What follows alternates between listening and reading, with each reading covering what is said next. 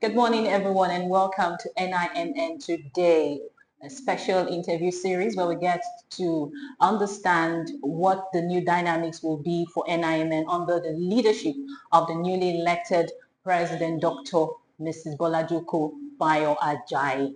I am Ogali Abikele. I'm so pleased to introduce to you the newly elected President, Dr. Mrs. Bolajoko Ajayi. Such a great pleasure to have you here on our special interview series, NIMN Today. Thank you, Adele. Thank you so much. Congratulations again on your election. It signifies a new wave of impact for women. And I would like you to tell us, who is Bolajoko Ajayi and how has your career trajectory over the years prepared you for the position? Thank you.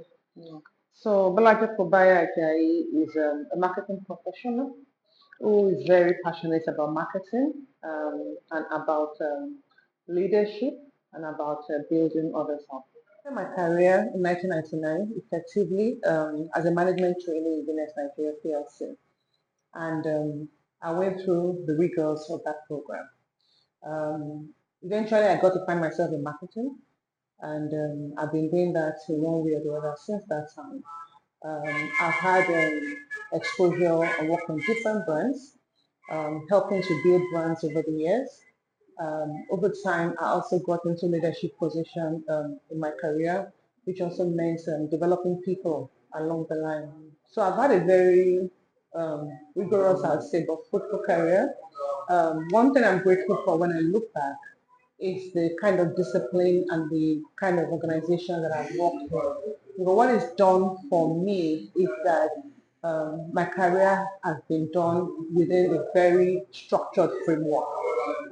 Marketing, using best practice marketing practices. I've had exposure internationally, working with other markets within the companies that I've worked with. So in terms of perspective, I believe these have broadened my perspective and also given me the chance to functionally and hands-on develop. But of course, as you know, it's not just the functional areas, but also in leadership along the line. So I think all this, in a way, have kind of given me a very solid foundation to actually practice marketing within the ambient of the core marketing principles and not just random here and there practices. Now, to your question in terms of what has prepared me, some of these things I've said have prepared me, but beyond that also is also my interaction or my engagement with the Institute over the years. I've had opportunities to moderate events. I've had opportunities to facilitate workshops and trainings. And these have given me some level of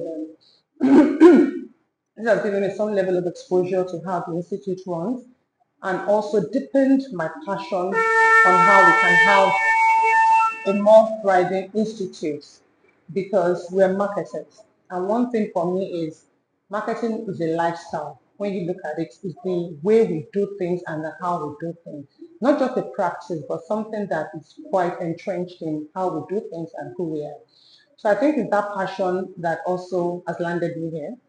And I think my exposure basically would have prepared me for that. It's very remarkable that your election also signifies something significant, for women in marketing. Being the first female president, I think that is more than a milestone for women in marketing.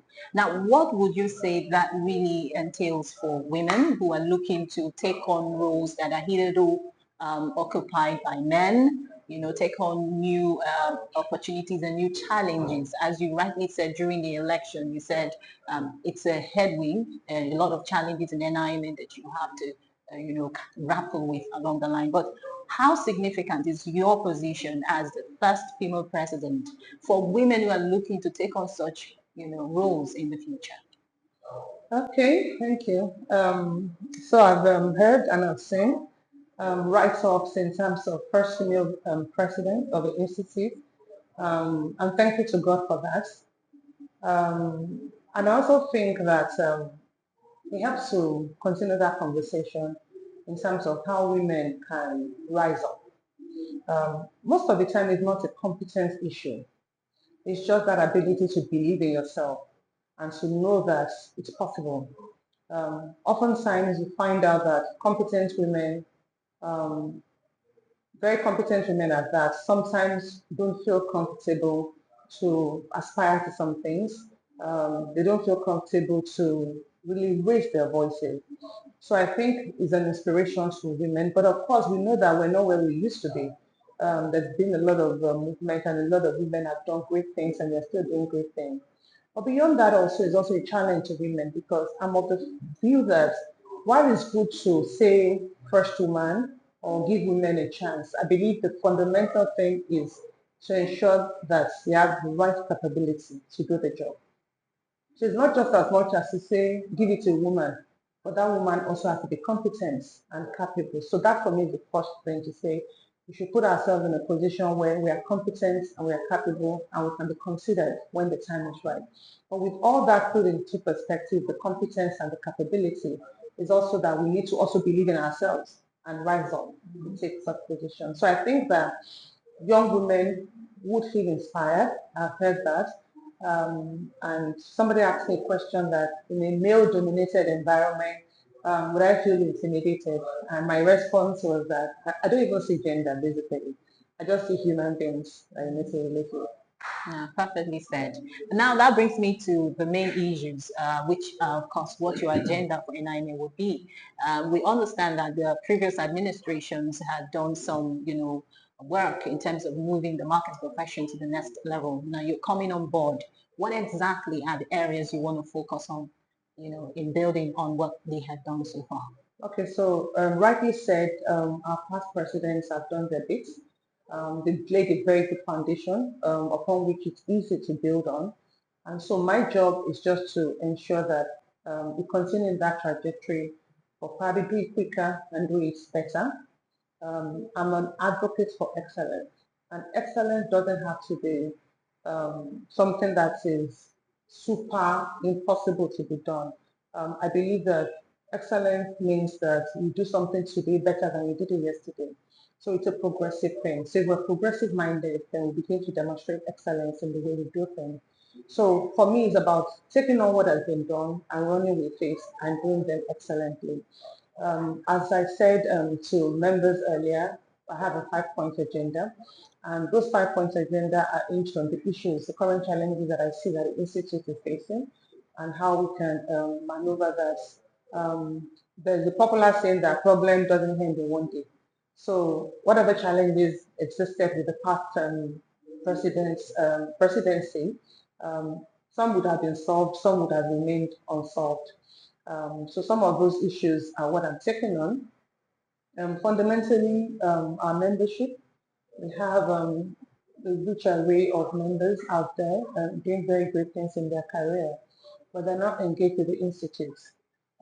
We have lapsed members, we have members that are not paying their dues. So these are very critical areas that we need to look at, and also to ensure that we begin to establish ourselves by virtue of the law. Act number 25 of 2003, we are the sole institute or organization that is backed by law to regulate and control the practice of marketing in Nigeria. So what that means for me is that as the voice of marketers, we need to make our voice louder. We need to create visibility for ourselves with critical stakeholders within ourselves, internally and also externally. So it's quite important that we assume that position and we gain the credibility. We already have the rights to. It's just for us to do more in terms of ensuring that we own it and we run with it. Okay, so I like the fact that you mentioned stakeholders engagement, and when you speak about stakeholder, we want to look at it from an holistic point of view. The marketing as a body is beyond just marketing. We have other facets underneath marketing. We have the experiential, we have the advertising and PR and likes. So what exactly are you going to do to bring everyone into one fold in the furtherance of the marketing industry, as it were? We understand that there have been so many collaborations, so many MOUs. Now, how are you going to work to ensure that that really begins to come into effect visibly for everyone to see? Okay, so like you said, we have, in practice, we're fragmented. meaning you have advertisers on one side, you have PR, you have media, you have digital, you have experiential, and everybody runs on their own based on their functional areas. So it's important for me across those sectors for us to come together. Conversations have to be holistic in terms of what marketing represents. And that's what I said earlier, that in terms of us taking our position as the institute that has the responsibility and the oversight for marketing. It can't be anything first, so it requires a lot of engagements, it requires collaboration, which already has started from the time of Mr. IDNR. We have an MOU with NIPR, we have with ACON. It doesn't always have to be through even the MOU. There are engagements that we can have in the spirit of collaboration and professionalism. That doesn't necessarily have to involve the dotted lines. So it's very important, as you would observe from the conference, we had some members of those organizations that you mentioned that attended. So which for me signals the fact that though we may be working independently, we're not against each other.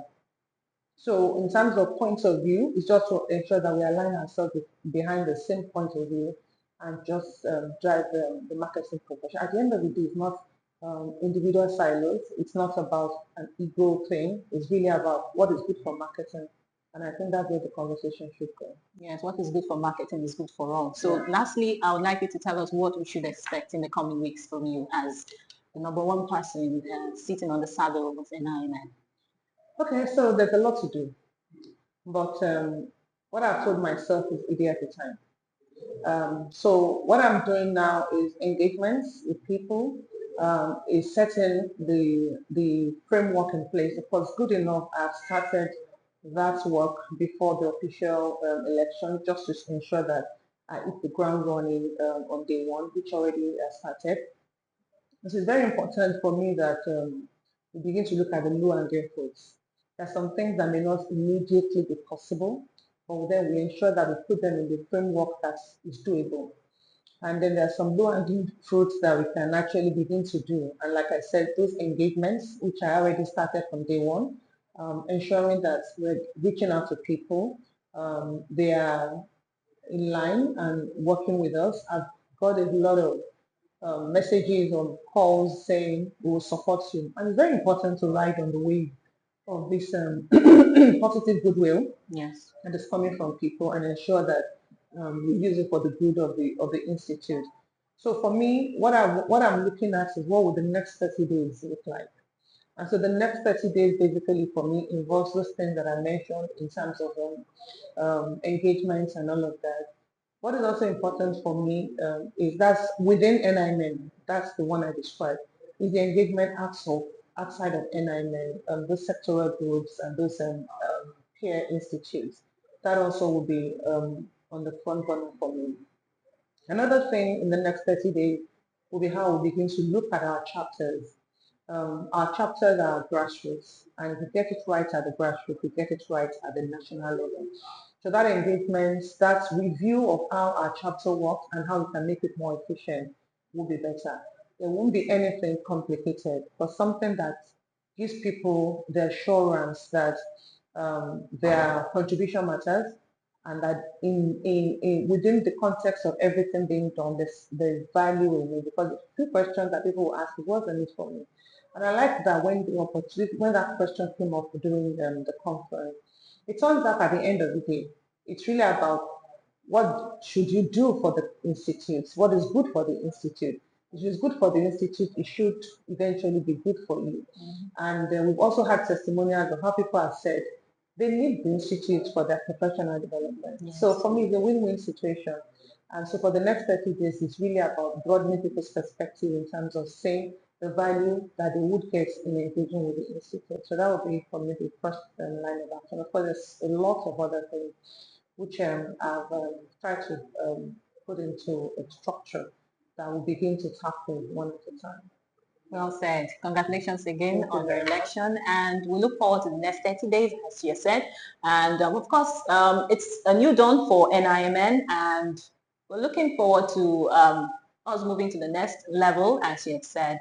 And so stay tuned for more interviews on NIMN today. Thank you very much.